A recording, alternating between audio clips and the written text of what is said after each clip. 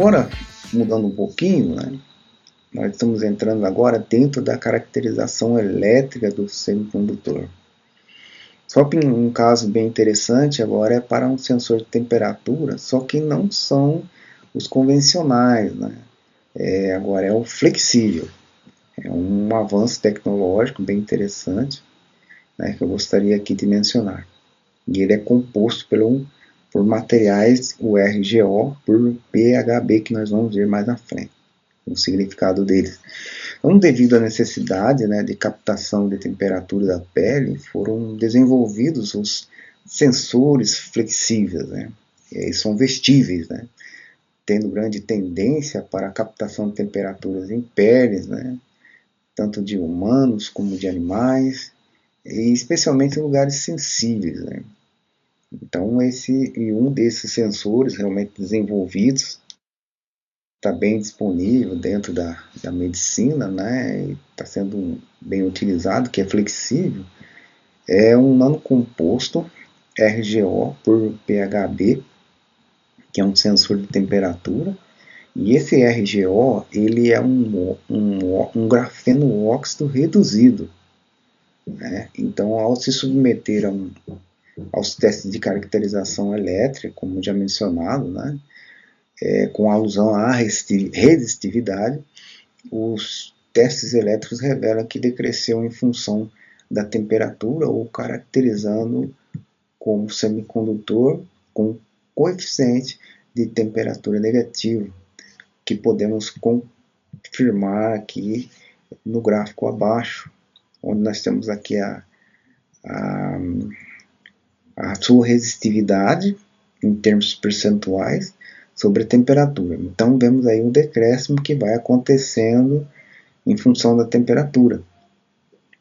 Então, com base, que é um dado muito importante, que é uma caracterização elétrica, né, e nos ajuda então a usar esse como se fosse um método.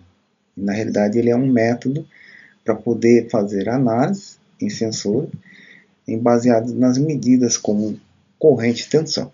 Como já havia mencionado no gráfico atrás dos sensores, né, sobre a corrente e tensão, nós simplesmente olhando para ele não extrai muitos dados, mas com esses dados nós podemos chegar a essas caracterizações para poder encontrar mais dois outros parâmetros importantes que nós vamos ver a seguir.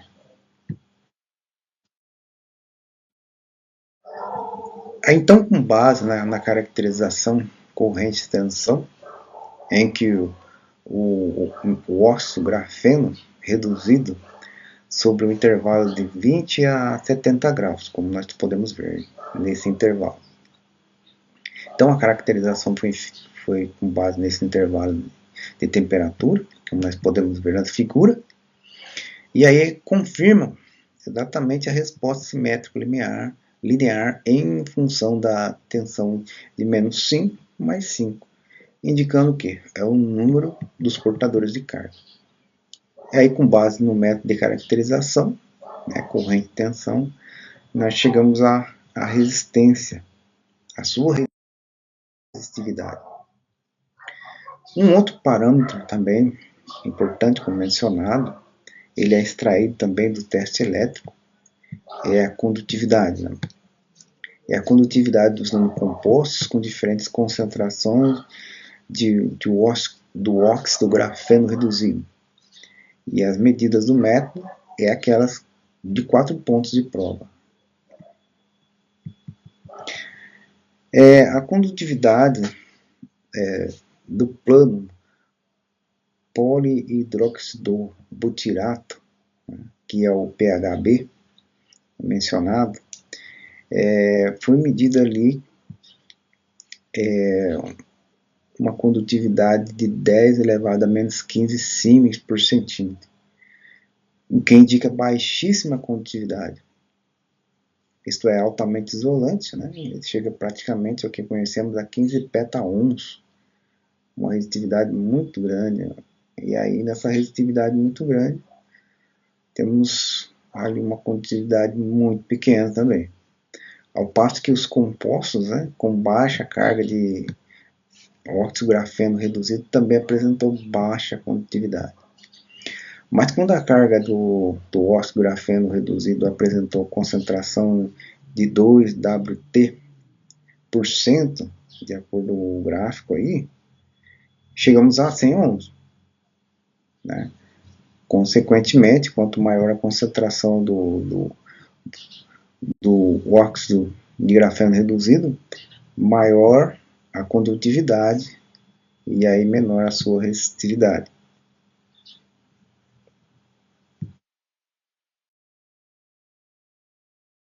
Ainda com relação ao sensor, com alusão ao substrato, né, com que ele é feito, como que ele é feito, né, com concentração de 6%, né, com o uso do método de tinta escrita direta, por exemplo, feitas em laboratório, né, foram usados sobre o topo do filme, né, do substrato de poliamida, com uma boa adesão sobre as duas camadas. Então, esse substrato nós podemos observar na figura A. E na figura B, demonstra que o dispositivo quase não teve reação rápida quando exposto a um encurvamento de 3% de pressão. E aí a figura C é visto um sensor esticado e curvado sem delaminação na camada funcional.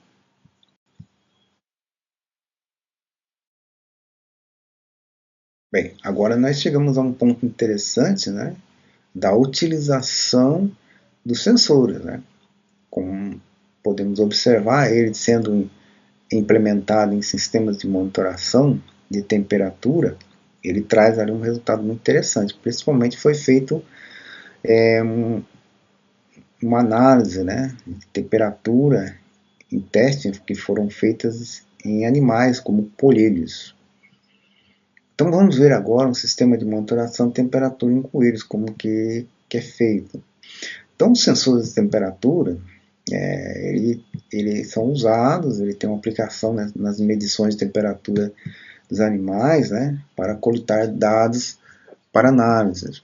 E essas análises de temperatura, em condições normais, elas são dadas como referência, ao passo que as condições anormais indicam uma temperatura elevada e muito baixa, como nós podemos ver aí nos gráficos. Né? O gráfico ele indica aí uma condição normal, que é um ponto de referência para o sistema, onde tem um comportamento normal, dia 1, dia 2, dia 3, como nós podemos observar, e isso daí foram tudo armazenados e são considerados como referência. É uma situação em que o coelho ele está tendo uma saúde boa. Agora no gráfico 2 nós vemos uma condição de anormalidade. Essa condição de anormalidade mostra o comportamento do animal quando ele está sob um determinado estresse. Né? Em casos de estresse, né, que eu chamo de angústia, quando está angustiado, né, por devido a alguma dor que está sentindo, representa um problema. Pode ser uma inflamação. Né? Então, conforme vai acontecendo isso, observa-se uma temperatura elevada, que pode ser uma indicação de febre.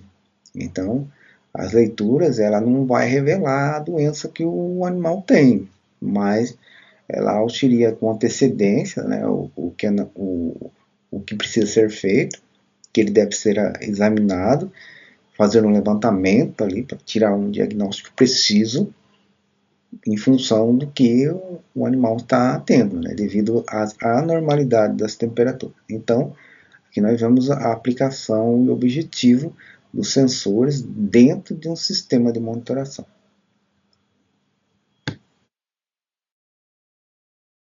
Bem, como conclusão, nós vemos que os sensores são elementos principais na captação de dados, que no decorrer dos anos vem se desenvolvendo com novos materiais que permitem novas construções, né, como nós vimos aí, que foi um sensor flexível, né, com características físicas, né, vestíveis também, podendo ser utilizado em áreas planas, não só em áreas planas, mas também em outros tipos de áreas, né, principalmente em locais sensíveis, né, e áreas não planas, né, também sendo utilizado tanto em animais como em humanos, na pele, em membros e também órgãos e outros, né, só como aplicação em outras demais aplicações também pode ser possível de acordo à necessidade. Então a utilização é cada vez mais presente em dispositivos em sistema de monitoração de várias finalidades, como por exemplo promover a saúde dando auxílio aos diagnósticos. Trago também as referências para quem quiser se aprofundar um pouco mais no assunto. E é isso aí. Eu agradeço a todos que tiveram tempo, né, disposição para poder assistir essa apresentação e desejo o melhor a todos. Até mais.